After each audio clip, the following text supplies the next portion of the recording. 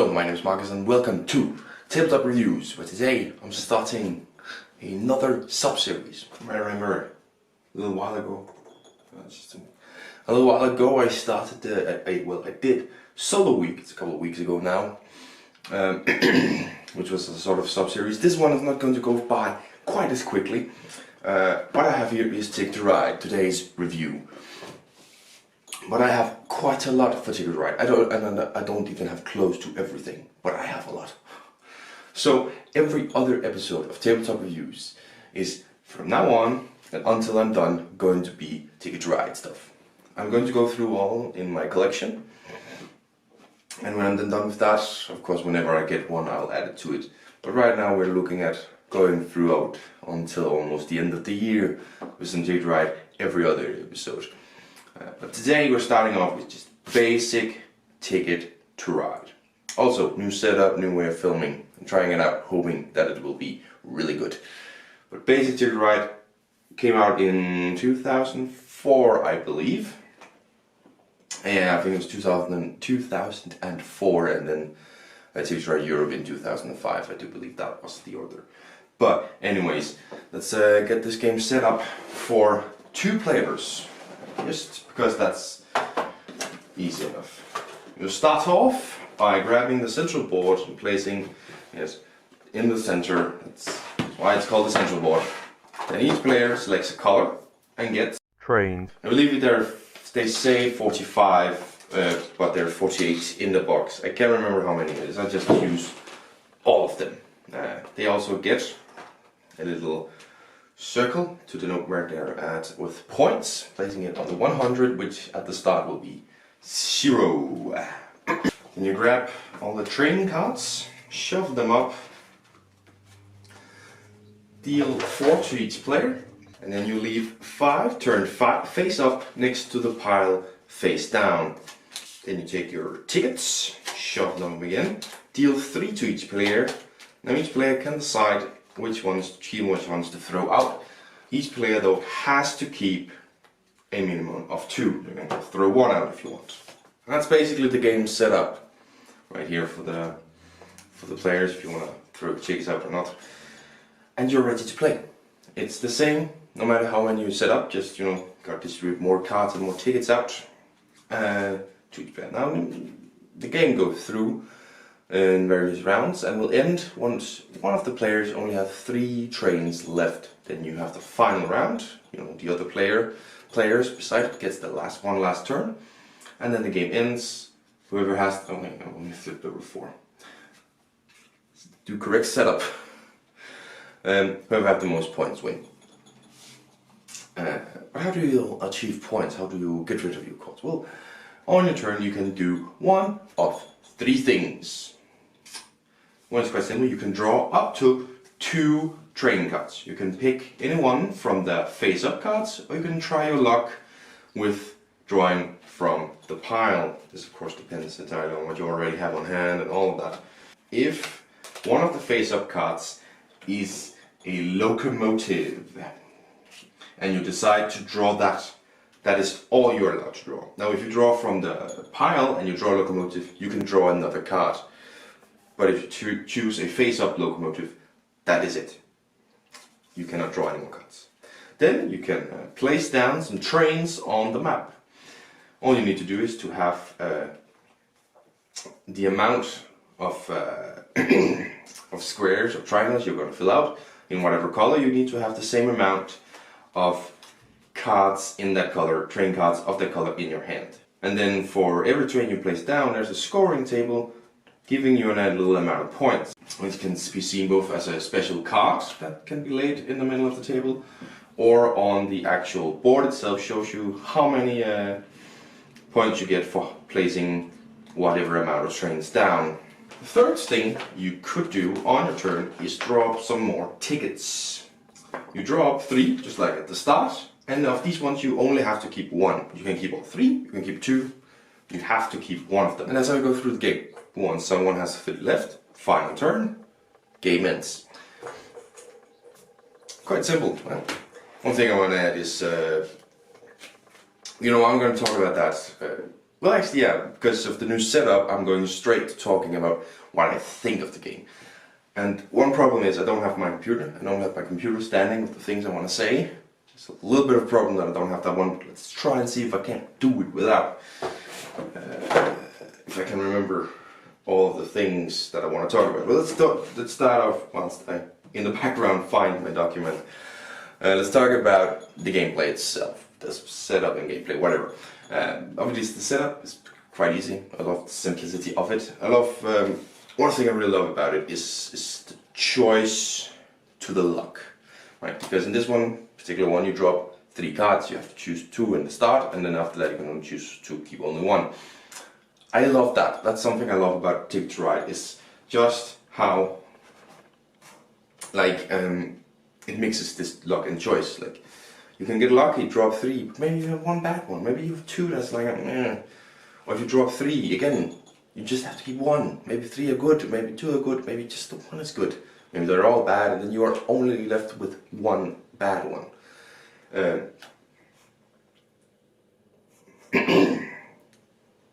So basically, that's, you know, I love that choice, and it's the same over here with the cards. You have 5 face up.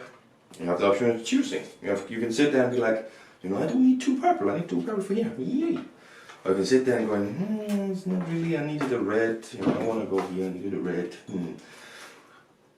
But there, in this instance, when I have the locomotive out, and it's like, could I take the locomotive? It guarantees me 1 of the 4, or I could draw 2, maybe I get 2 red ones. Again, this luck to the choice to luck, I think it's brilliant. In terms of the gameplay, I must admit, for a long time I played this incorrectly. Then I played it with someone who had read the rules, because this is the game that introduced me to board gaming.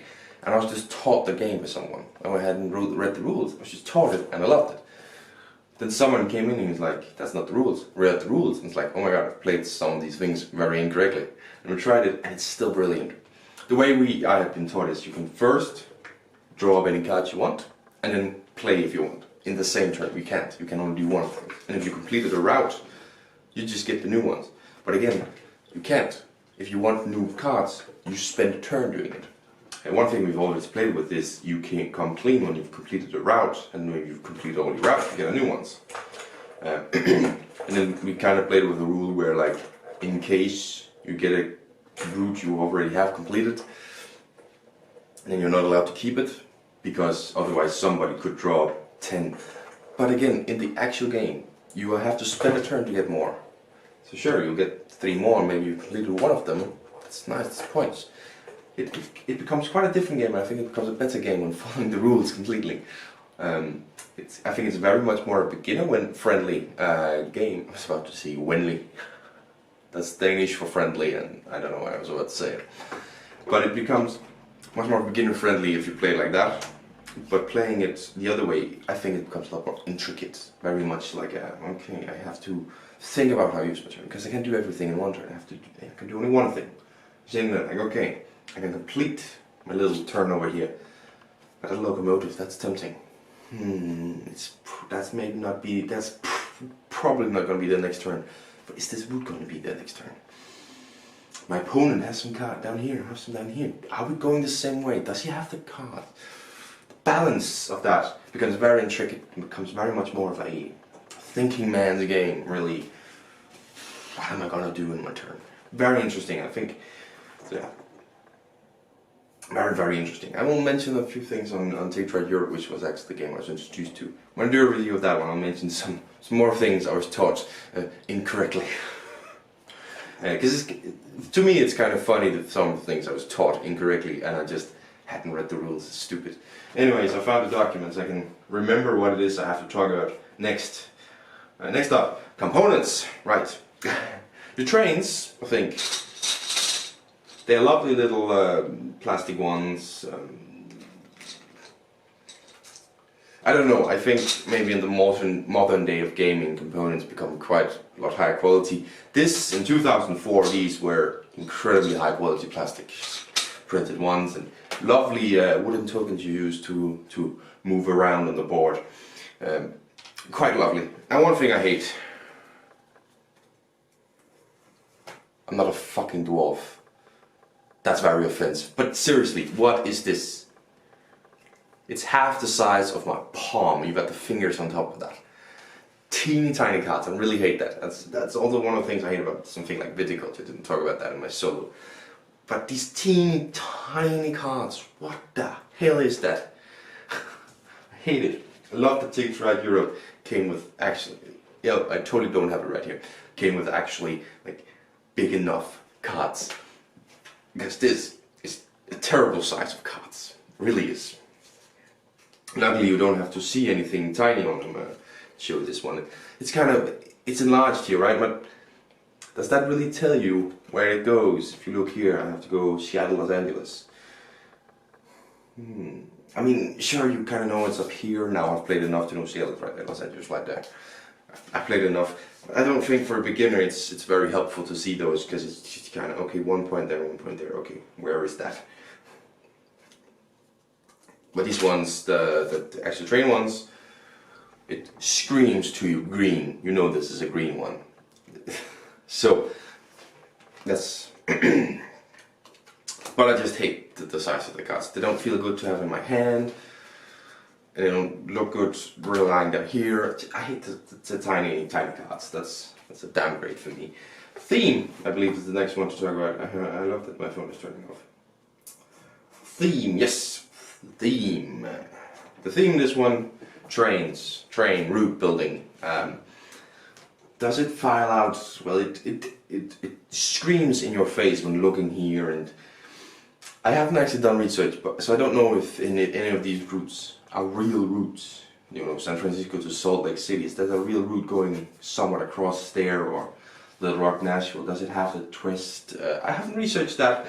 It would be interesting to quickly Google some of these routes and seeing how they go, if that's realistic. If that is, I have to say, one of the greatest thematic touches I've ever seen, if it's any real at all. I'm sure there is, you know, these routes are real, but the way they move is that realistic?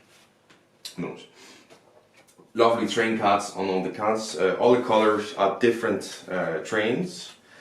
Just, I don't know how well you can see it, but you know, completely different cards and barrels of some sort, passengers. I think this is like animal transport, just a regular transport, different kind of transport.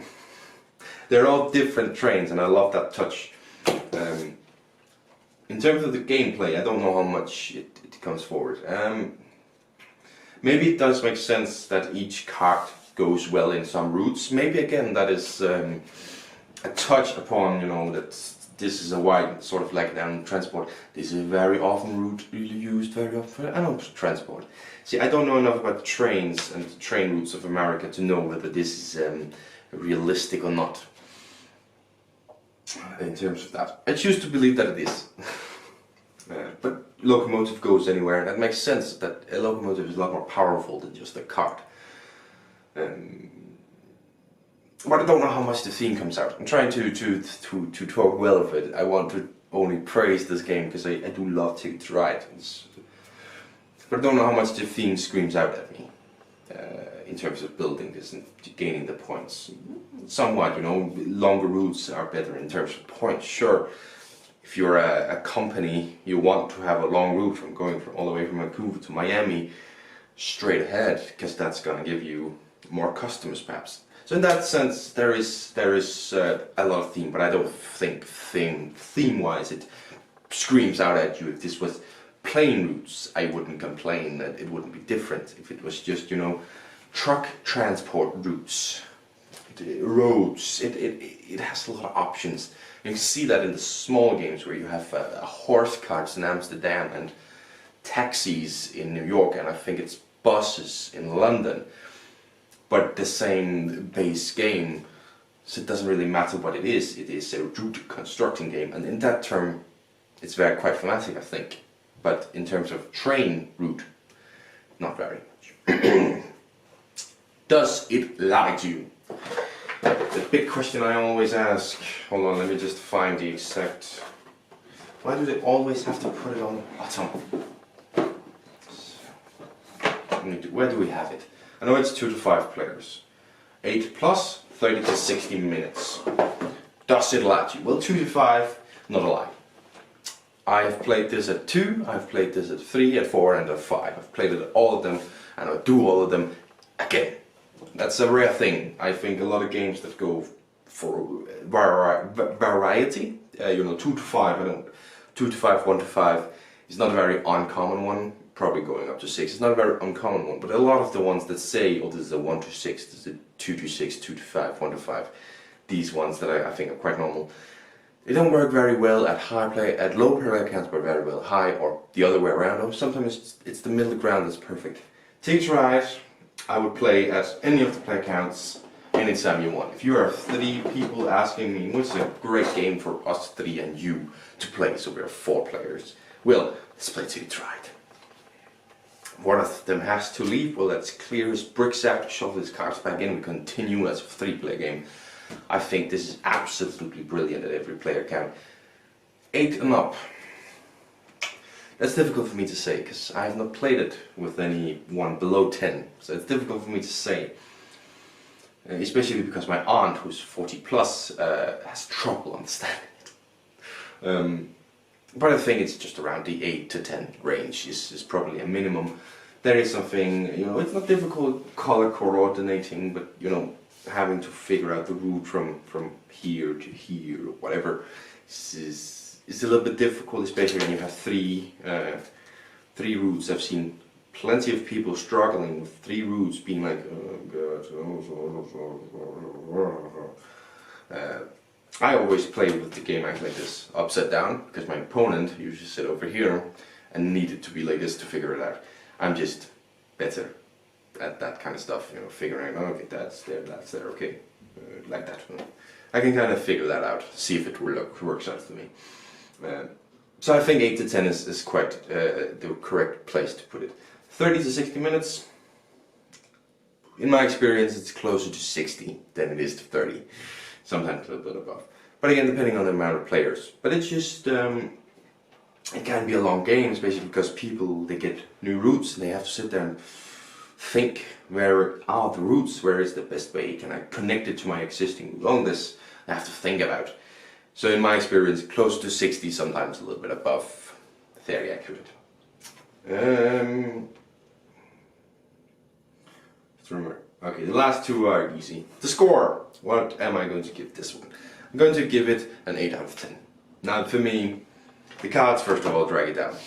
I want to base first of all my ratings on, do I want to play it again? Based on these cards, the answer is yes, but can we please play Europe instead? It has normal size cards. And it's something that I've learned. The small versions I don't mind as much, because it's a small version, you kind of understand it. This is a big version, a very big box. We have large bits of plastic here. There's plenty of room for normal size cards. Annoying. So that drags it a little bit down. But I'm actually ranking it at 8 out of 10 based on other Ticket to Ride games. Yeah, other Ticket to Ride games. Put this one a little bit lower. I will talk about that when I get to those games. But know that this game is the simplest version of Ticket to Ride in terms of gameplay, in terms of scoring. And that for me, oh god, something in my eye, puts it lower. That is why it's lower. Because of other Ticket to Rides bringing up the intensity, bringing up the complication. This one goes a little bit lower for me. 8 out of 10. Am I keeping it 100%? My dream is to have everything Ticket to Ride related, even Macklin, I think it's called, which is something that's not even sold anymore. If I had in the future paid $200 or something for a game, that is it. Not that I haven't already paid 200 plus for the game. Well, I haven't paid 200 for one game. I've played, the most I've paid is 175 for one game and an expansion plus a whole bunch of extras. I've never paid that much. If I ever do pay that much for one game, you can bet your ass it's Macklin. Because I really, really want Macklin. I want everything Ticket to Ride related. And Macklin is the final one in my aims. I'm definitely keeping this one. It's a great game. I can loan it out if I want. Ticket to Ride is just a brilliant game series. But that's it for this review. I hope that the new setup and the new way of talking and the new way I have access to components is gonna work out great. camera angle is great, as I've tested that now. So I'm hoping that this new setup here will be taking me to that next level. But thank you for watching, and until next time, bye.